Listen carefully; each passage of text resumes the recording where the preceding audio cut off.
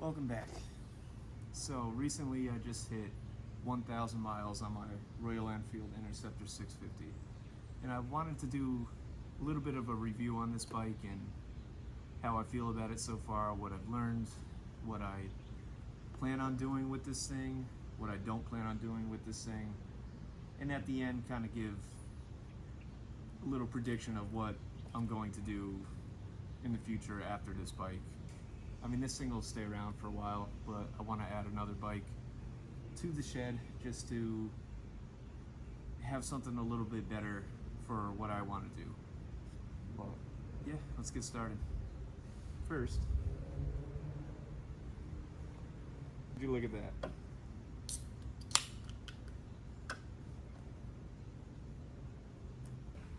So these are just my opinions on this bike. I mean, I've watched countless amounts of YouTube videos on this thing, everyone's review on it, and I'll probably be mirroring a lot of what other people have said about this bike, but this is coming from my perspective as someone. A quick background: I started riding motorbikes, well, started with mopeds and dirt bikes and cruisers, speed bikes, enduros, Harleys, everything since I was 13. So, 20 years of being on the road on two wheels with a motor. So this is my perspective on how I feel about this bike compared to others. And yeah, it's, for what it is, it's a good bike. It's cheap. This would be a great bike for beginners, for people who have been into it for a long time, who are just looking for a fun bike to kind of mess around town with and cruise around. But when I bought this bike, I was coming off of a Suzuki DR650 that I owned for, I don't know, I bought it in 2015, 2016 to pretty much do a cross-country trip on. That was the purpose why I bought that bike, why I built it the way it is, or the way it was, with better suspension. I had taller gearing for touring on the highway, long distance, good seat, good windshield, everything like that. And that's kind of the riding that I like to do, is long distance riding, going far out, different states, seeing other cities. And when I bought this bike, I planned on doing that with this, and after 1,000 miles I probably won't be doing that with this bike. It's good for what I do now, just commuting and just going down to the beach, riding around town, back roads. It's a blast, but on the highway it's not the greatest, which is something I kind of expected. This bike is 47 horsepower, I believe, and which was the same as my old Suzuki. You can't expect it to be comfortable doing 80 miles an hour all day long, especially with the gearing that this thing has. But yeah, because once you get up to 80, you could tell this thing is screaming on the fucking highway. But that's just the way it is. But yeah, when I bought this bike, I had planned on buying something a little bit bigger, but at the time I was pretty hemmed up on money. Being a single homeowner or a single income homeowner it's tough. So that, a bike plus the truck payment and all that stuff, it was just tough. And the bike I was looking at right before this was, I went to look at Kawasaki Z900 RS Cafe, which was beautiful, beautiful bike, black and gold. It was a nice bike. It would have been more comfortable on the highway, would have been more comfortable long distance. I've seen people do pretty crazy trips on those bikes. It's not a conventional, it's not like a touring bike or a sport touring by any means, but it could get by. But yeah, yeah, so I went to the dealer, and it was around, after taxes and everything, it was around like 13,000. So it was a little bit over what I was looking for, or over what I could afford at that time. So a couple weeks later, I've heard about these bikes forever, and a guy I watch on YouTube, follow on Instagram, his name is Freddie Dobbs. He's reviewed a bunch of bikes. He's been around for a long time, but he always praised Royal Enfield highly. He's ridden them, he's tested them out, he's rode them around Tenerife. He's from Ipswich, outside of London, so he's ridden all around London on them. But yeah, I've heard nothing but good things about these bikes over the past couple years. They did have a little rocky time for a while, but since like 2020, I believe they came back out with the Interceptor, and they've just put a lot more into their brand, into their bikes, and they're starting to get better and better, which is why I said, let me just check them out, see how they are, and went to go look at it in person, and yeah, the quality for the price is a lot more than I expected. This bike is pretty cheap. It was out the door, I think I paid like $6,200 or something like that, which for a brand new bike is not bad at all. But I was expecting lower quality at the same time. But when I picked it up, took it on its first couple rides, I was pretty blown away by the quality. The paint is beautiful, the finish is nice. There's just a couple things. The controls, obviously, you can't expect too much out of a $6,000 bike. But it's also a very minimalistic bike. There's nothing to it. There's no ride modes, traction control. The only thing this thing has is just ABS, which is becoming standard on all new bikes nowadays. But the biggest downside to this bike, where you could tell it's a budget bike, is the suspension. The suspension sucks. There's no way around it. I mean, it's got these knockoff looking Olin shocks, gas reservoir, which I don't think it's really a gas reservoir. If I ever do get shocks, new rear shocks for this bike, I'm going to cut the reservoir off and see if there's actually tubes in here that have oil feeding and cooling through it. But I don't think there is anything in there. I think it's just for looks, because it rides like shit. You hit a bump on the highway and you're jumping off the bike. So that's the biggest thing. I could buy shocks for it. You could turn this bike into a touring bike. I've seen people do cross-country trips on these things, around the world trips on Royal Enfields, but I'm looking at what I'm going to get next, and this bike will have a purpose, and my next bike will have a purpose.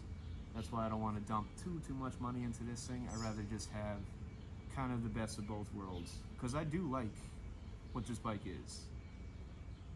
It's brand new, but it feels old. It's air-cooled. It smells like an old bike. It rides like an old bike, but it's got that new bike reliability. So, yeah, I'm gonna keep it, but also get something else for a purpose.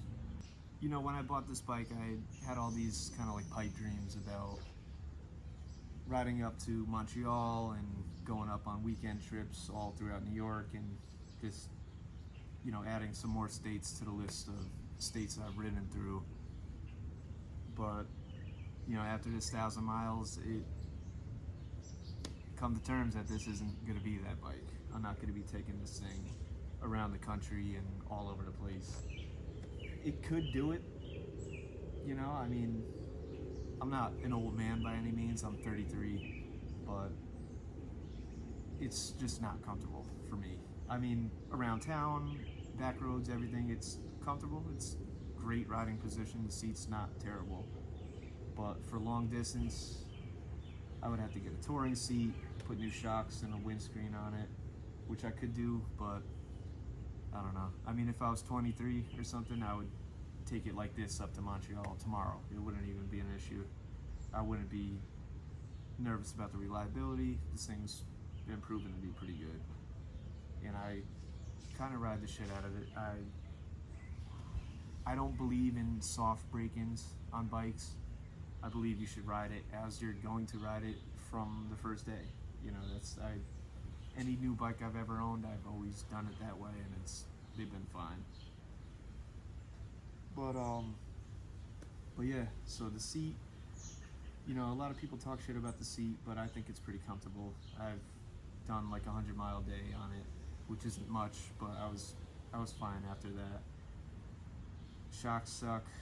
The exhaust, I swapped out the stock exhaust. They're really big and they weigh a lot, and they are very, very quiet. This thing is pretty loud. I've always had loud bikes. I don't mind it, but the stock pipes on the highway, you couldn't hear the bike over the wind noise and the road noise, and I don't like not knowing what gear I'm in and not knowing the range I'm in. It's just, I mean, it has attack, but you can't tell if you're in 5th gear or 6th gear. It's, you know, so the pipe, cheap bike, parts are cheap. That pipe was pretty cheap. I think it was like $450 or something like that. I mean, compared to other brands, you know, this is tech bike, so they do make cheaper parts. But for what it is, it's a cheap bike. You can put cheap parts on it. You don't have to get, you know, top of the line stuff for this thing. But yeah, the bars are good. The riding position's good. The tires, not a huge fan of them. They don't inspire too much confidence on them. It's an Indian-made brand. They used to use Pirellis, but they ended up swapping over to an Indian-made tire, which, nothing against the Indians, but it's just not, you know, it's not Pirelli tires. It's not, they put this tire on here to keep costs down, which kept the bike costs down, which is fine. But once that thing wears out, I'll throw something that's more proven on there and see how it handles. But again, this bike isn't, you know, it's not a race bike. It's made for just cruising. The motor is the best part of this bike, absolutely.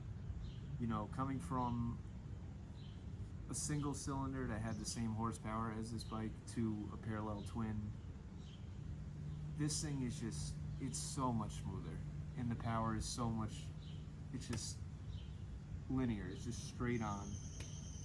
You know, it keeps pulling. It's a slow bike. This bike is not fast by any means, but it doesn't have to be. You know, they always say it's more fun to ride a slow bike fast than ride a fast bike slow, and that is 100% true when it comes to this bike. You could wind this thing through the gears and everything. It'll sound like you're going 1,000,000 miles an hour, but you're not. You're going like 60 miles an hour. But it's just fun. It's more fun that way. And it gave me a lot, this bike gave me a lot of respect for smaller capacity bikes, smaller powered bikes. It's just, around here, it's fun, you know? But when you start getting on the highway and start wanting to do long days on the highway, that's where the downfall of this bike is. But that's where the next one will come in. Overall, I'm happy with this thing. You know, I really like it so far. It's fun. This is honestly going to be a bike that I'm just going to kind of beat on, and you know, I'm big on maintenance. I do take care of my stuff, but you know, if it gets scratched up, if it's dirty, it is what it is. But yeah, so enough about the Royal Enfield. My next bike, what I'm thinking about getting is, I mean, I switch up all the time.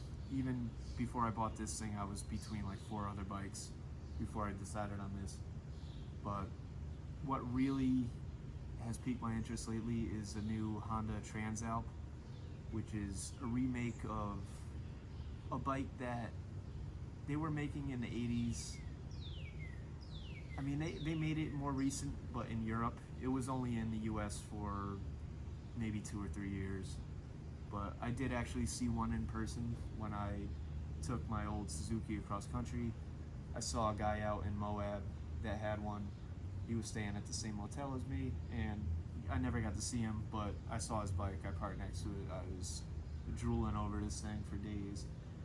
But yeah, they made a new version of it, which is it's an ADV bike, but it's middleweight. It's a 700, but another parallel twin, same firing order, so it's gonna sound good, it's gonna ride good, and it's not that expensive either. I think it should be around $9,000, but yeah, it's 90 horsepower, so it's gonna be great on the highway.